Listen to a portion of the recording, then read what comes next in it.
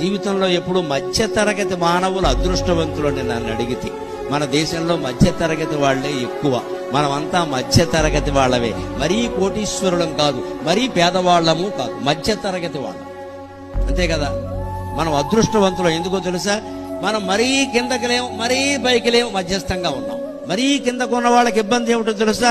నిరంతరము బాధే. ఓ పూట ఉంటే రెండో పూట ఉండదు.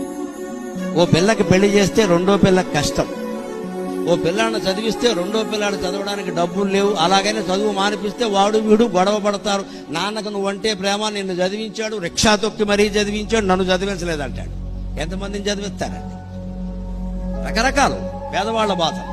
పెద్దవాళ్ల బాధలు మరీ వేరుగా ఉంటాయండి. అక్కడ 100 కోట్ల రూపాయలు పోగుపడిపోతాయి. కొడుకులిద్దరికీ పడవు, కూతుళ్ళిద్దరికీ పడదు, భార్యాభర్తకి పడదు. పెళ్లి చేస్తే కొడుక్కి కోడలకి పడదు. అంతా పడకపోవడమే ఎక్కువ. అస్తమానం మేడ నుంచి